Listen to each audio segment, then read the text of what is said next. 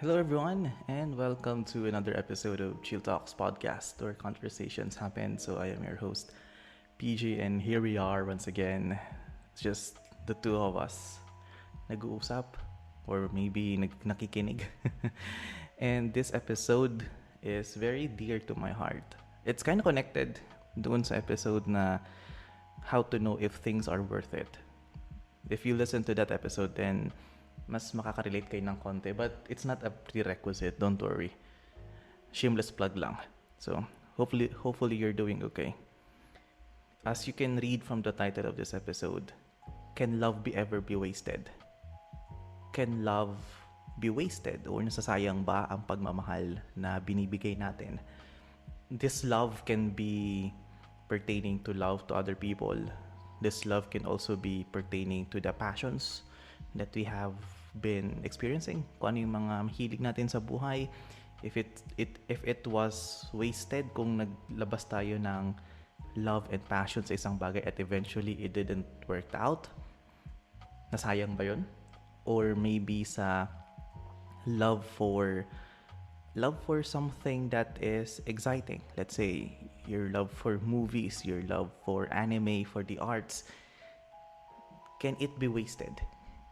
And when it comes naman sa mga tao, lagi nating naririnig na, ay, nasayang yung pagmamahal ko sa kanya, ay, nasayang yung binuhos ko sa kanya when things don't work out. So, parang it was a point of reflection sa buhay ko na natanong ko sa sarili ko, ano? Can love be ever be wasted? Lagi natin sinasabi kasi yan nasasayang lang yung pagmamahal ko sa'yo, nasasayang yung oras ko sa'yo. And maybe the things that I will be speaking in this episode might be very hypocritical or maybe insensitive because hindi nako-cover yung mga experiences of most people, and that would be okay. So this is just based from my own experience, and if you agree or disagree, let me know in the comments. I appreciate those people na nagme-message sa akin to share their own feedbacks. And as time goes on, kaya ko na realize mag-episode ng ganito is that I've been a person who mistreated people. Alam mo yun? Who never appreciated the love that was given to me before. I was selfish, I was arrogant, I was self-centered. And maybe parang, alam mo yun, never ko na-appreciate that time yung mga pagmamahal na binigay sa akin ng mga tao. And to the point na na-hurt sila. And I was guilty of it. Na, alam mo yun, it was hard. Na nung na-realize ko yun throughout the years, I was a very bad person before. So, thank God I'm recovering. And one of the things that pushed me on that recovery phase is that the love that was given to me by them.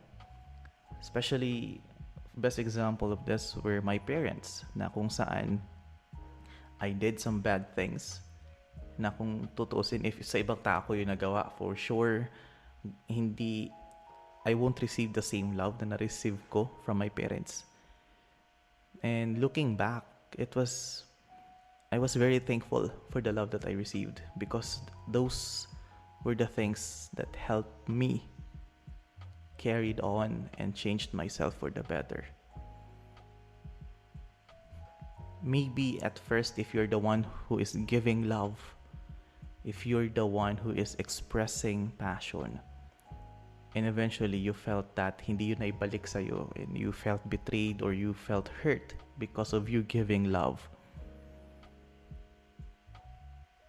don't worry, because the way you express love to others, you express love to events, you express love to the things that you are passionate about, it plants seeds.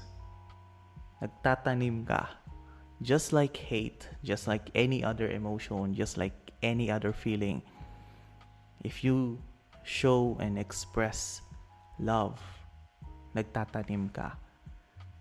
And kapag nagtatanim ka, sometimes hindi ikaw ang nag-benefit ng bunga ng tinanim mo. And that is why expressing love as much as we can is very helpful. It's better to plant seeds that begin with love than seeds that origined from anger. It's very hard to love. It's very hard to love something. People will say that love is happiness, love is beautiful. Yes, love is beautiful, and it is only beautiful because it is linked to sacrifice. It is linked to sacrifice. Love is linked to sacrifice. You sacrifice your time, you sacrifice your efforts, you sacrifice most sometimes we sacrifice our own principles for the things that we love. Compare that to hatred, where you don't sacrifice anything for hatred. That's why most of us, after we get angry, we just recovered. And if you plant anger in the long run, there is a tendency that you will be bitter as time goes by, and it won't benefit you at all. Believe me, hindi maganda magtanim ng galit. It will affect how do you decide things. And when it comes to love, yun nga, kaya ko siya na-relate doon sa if things are worth it. We love people, we love our passion, we love the things that we do because we are a loving person. We do not depend our love from how people or how the events treat us. If that would be the case, then most of us will be angry, will be doing bad things to each other right now, because life is not fair. Life is often hurtful. And if life treats you bad at ang binalik mo sa life ay something bad as well, then it will resonate with different people na nag-experience din ng buhay nila. Expressing love is not just for our own benefit. It's not just for our partners or our parents or our friends. It's not just for the people around us, but it's also for the people around them and around most people.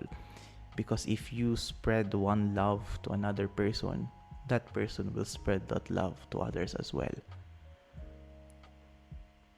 Most of the time, in our darkest days, in our lowest moments, the only thing that we remember is how we felt love. Because that is the thing that can keep us together. Wow. Yeah. parang nagiging kanta na siya, but you get the point. Look back in your lowest moments. Ang lagi nating maalala is that who were the friends na nagstay sa atin despite our differences, or who were the people that stayed despite our flaws. Yun yung naaalala natin because those people showed love. Yes, we may also remember the people who've done us wrong, but at the same time, mas nananaig pa rin yung mga taong nagbibigay sa atin ng love and support because we can lean towards them when needed. Because hatred just allows us to avoid people. Hatred just allows us to avoid confrontations. Ika nga. So, there was this witty example na experience ko and experience din ng mga friends ko, and for sure you have experienced this as well. When it comes to love, in any forms of love, sa una we always express it wholeheartedly, right? If we meet the people that we think that we will love, binubuhos natin lahat. If we find this passion that we also love, binubuhos din natin lahat. And sometimes when it doesn't work out, when that person or that passion or that something that we want doesn't work out, ang lagi natin sinasabi, ay, tama na, ayoko na, never again, may magkaka-trust issues na ako, or parang mababawasan na yung pagmamahal kong ganito, parang it will be hard for me to recover again.